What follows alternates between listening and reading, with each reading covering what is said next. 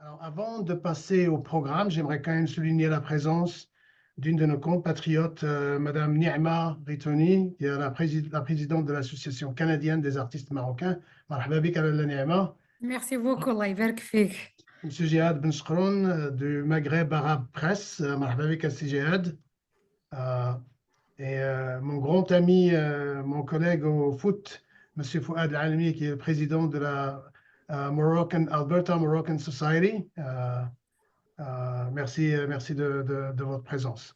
Alors, notre programme aujourd'hui est composé de 4 présentations multidisciplinaires qui vont nous plonger quand même dans un monde de la politique et de la diplomatie, de la science ou des sciences biologiques, et puis après des stratégies au niveau de la politique. Et on va terminer par quelque chose qui porte beaucoup plus sur le côté artistique, l'architecture, par des collègues qui sont connus, réputés dans leur domaine. Et on a absolument hâte de les écouter. Alors, sans tarder, on va commencer par le professeur Driss Issaoui de l'université de Dalhousie, pardon, qui va nous parler du dogmatisme en politique, le Canada et la marocanité du Sahara. Alors, Monsieur Driss Issaoui, the floor is yours, la parole est à vous. Merci, professeur Safouhi. Alors, tout d'abord, je tiens à vous remercier pour cette belle initiative qui permet à des professeurs, chercheurs marocaines et marocains de se réunir. C'est un vrai plaisir. Je remercie aussi, bien sûr, son Excellence, Madame l'ambassadeur, que j'ai eu le plaisir de rencontrer il y a tout juste un an. J'espère qu'elle ne va pas oublier de visiter Halifax de temps en temps. Parce que, comme l'a si bien dit M. Safouhi, elle apporte avec elle beaucoup d'énergie, n'est-ce pas, et beaucoup d'inspiration. Alors, merci aussi à mes compatriotes et collègues d'être là aujourd'hui, et ça nous permet bien sûr d'échanger un peu. Alors moi, le texte que je présente aujourd'hui, c'est en fait une réflexion sur la position du Canada par rapport au conflit artificiel entretenu pendant 50 ans sur le Sahara marocain. Et c'est une réflexion sur l'attitude canadienne qui a de quoi surprendre. Alors, c'est un texte que j'ai écrit il y a quelques mois. Les circonstances et l'évolution du dossier me donnent raison sur certains points, mais on verra de toute façon. Alors, malgré les excellentes relations entre les deux pays et malgré le fait que des superpuissances comme les États-Unis et la France, ainsi que de nombreux pays européens, ont reconnu la marocanité du Sahara dit occidental, en affichant leur soutien au plan d'autonomie proposé par Sa Majesté le roi Mohamed VI en 2007, le Canada continue à observer une attitude de neutralité sans reconnaître à ce jour la souveraineté du Maroc sur ses territoires du Sud. Officiellement, Ottawa dit suivre le dossier qui se trouve au sein de la 4e commission du Conseil de sécurité chargée de la décolonisation et se contente de soutenir les efforts de l'envoyé personnel du secrétaire général Stéphane de Mistura. Alors, si on voulait trouver une excuse au Canada à ce sujet, on dirait que son indécision découle peut-être du fait que la question du Sahara met le curieux des affaires géopolitiques mondiales en présence d'un télescopage de deux versions du droit international. D'une part, le droit néocolonial européen qui nous dit que les frontières issues de la colonisation sont à la fois officielles et immuables. D'autre part, le droit onusien qui dit tout à fait autre chose. Faisant valoir le principe de souveraineté et d'ancrage historique, celui-ci se montre plus respectueux de notions telles que la communauté et l'aspect religieux. La résolution 1514 de l'ONU, datant du 14 décembre 1960, stipule que les territoires coloniaux arrachés à un pays souverain ne peuvent avoir une forme de décolonisation autre que leur réintégration au pays d'origine duquel ils ont été dissociés. L'article 6 de la dite résolution est on ne peut plus clair. Si un État a été démembré par le colonialisme, il a le droit de recouvrer son intégrité territoriale après sa décolonisation. Il est permis de penser que la présence de deux logiques opposées et contradictoires explique l'errance et l'indécision face à certaines questions héritées de la décolonisation. À cet égard, l'historien français Bernard Ludon estime que le droit néocolonial européen, qui met en avant l'idée de frontières héritées de la colonisation, est tout à fait licite dans le cas des États postcoloniaux. Mais ce même droit constitue une injustice pour les empires millénaires, comme l'Éthiopie et le Maroc, dont les territoires ont fait l'objet d'amputations majeures, profitant à des États nouveaux créés par le colonialisme.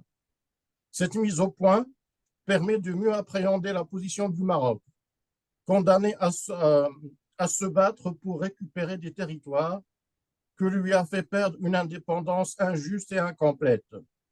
En 1956, le Maroc obtient une indépendance qui ne lui restitue au fait qu'environ 20% de son territoire historique.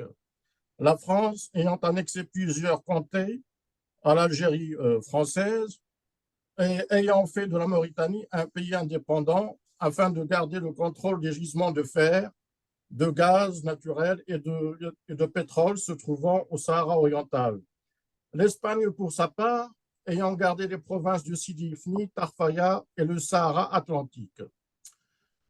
Au début des années 60, Feu Hassan II revendique ces territoires à l'Espagne de Franco et porte sa cause devant la 4e commission des Nations Unies en 1963.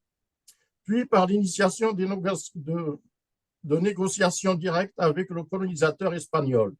Mais celui-ci ne restitue que la province de Tarfaya en 1968, puis l'enclave de Sidi Ifni en 1969.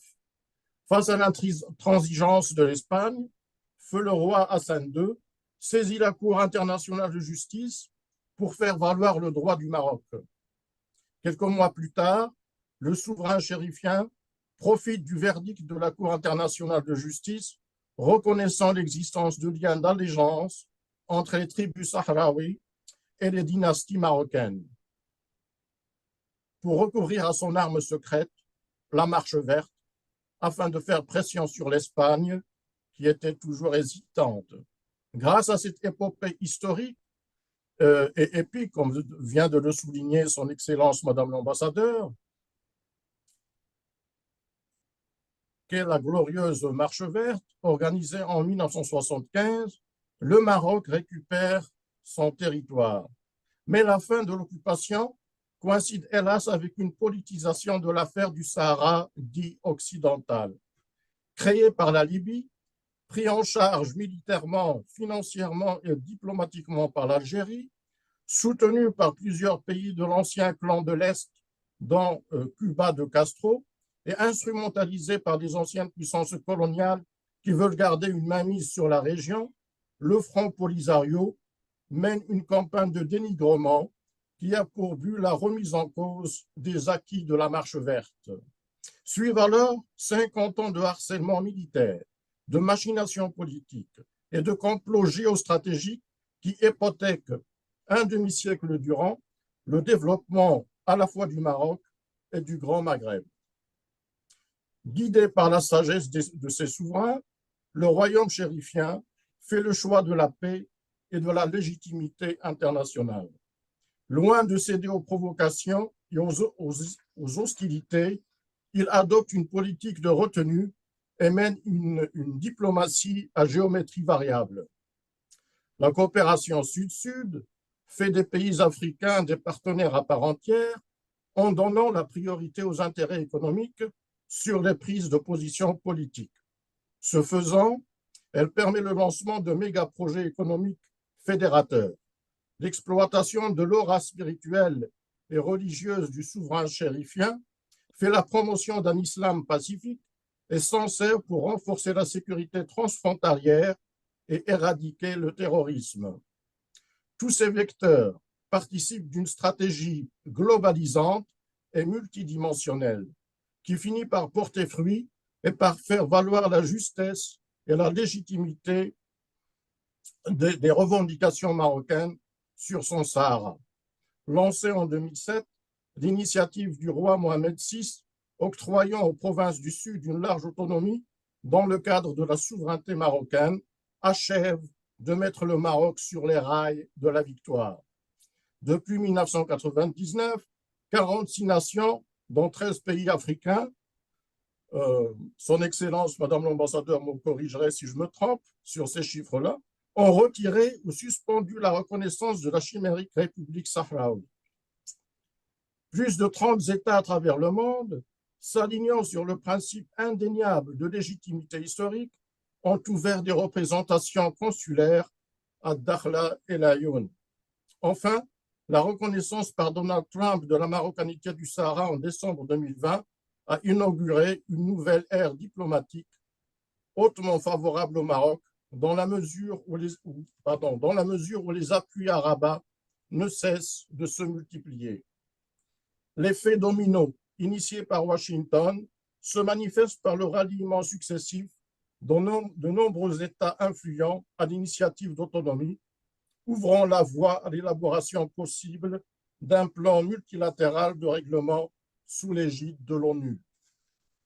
Tandis que la Grande-Bretagne apporte un soutien fort au plan d'autonomie proposé par le Maroc et se dit à son tour déterminé à user de son statut de membre permanent au Conseil de sécurité pour le promouvoir au sein des instances unisiennes et au-delà, pendant que de nombreux pays, dont la France et l'Espagne, anciennes puissances coloniales, directement concernées par ce dossier, se prononcent en faveur du royaume chérifien, le Canada choisit de se mettre en marge de ce balai diplomatique et s'obstine à vouloir rester à distance égale entre Rabat et Alger.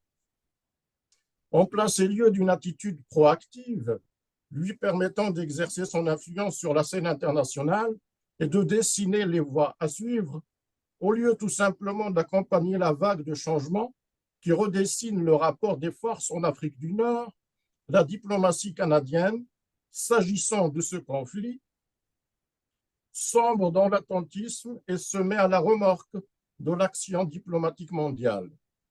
Interrogée sur ce point, Madame l'ambassadrice du Maroc à Ottawa, Madame Souria Othmani, manifeste son étonnement. Je cite, « À l'instar de la grande majorité des pays à travers le monde, le Canada ne reconnaît ni la race ni le Polisario. Il est désormais grand temps pour ce grand pays, épris de paix et soucieux de promouvoir la stabilité, la sécurité et le développement dans le monde, d'oser sortir de sa zone de confort et de donner son appui à l'audacieux plan d'autonomie proposé par le Maroc et soutenu par plus de 121 pays dans le monde. » Fin de citation.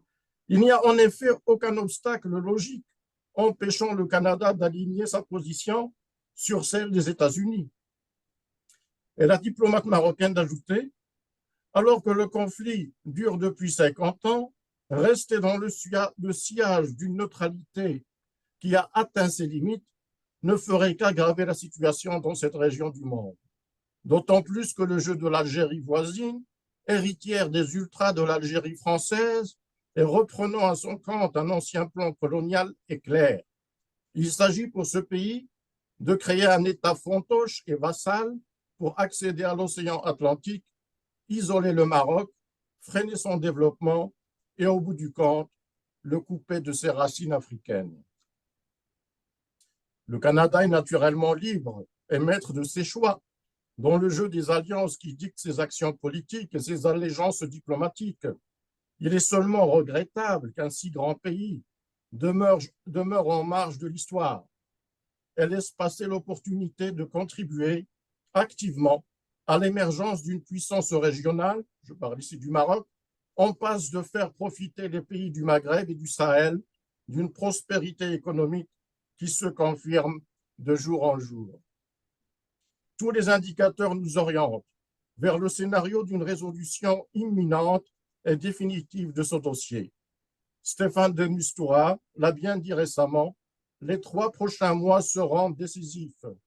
Les États-Unis, pour leur part, font pression sur l'Algérie et sur son proxy, le Polisario, pour participer aux pourparlers avec seul cadre de négociation, le plan d'autonomie dans l'optique de la souveraineté marocaine.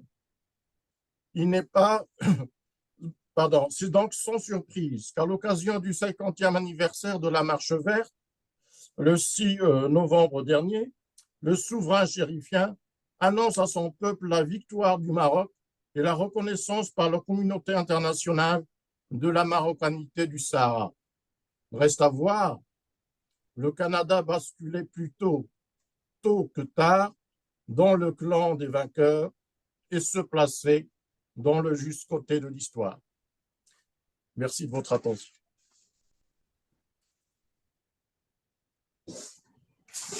Excellent. Merci beaucoup, professeur Driss Aissaoui. Une prestation d'un niveau excellent.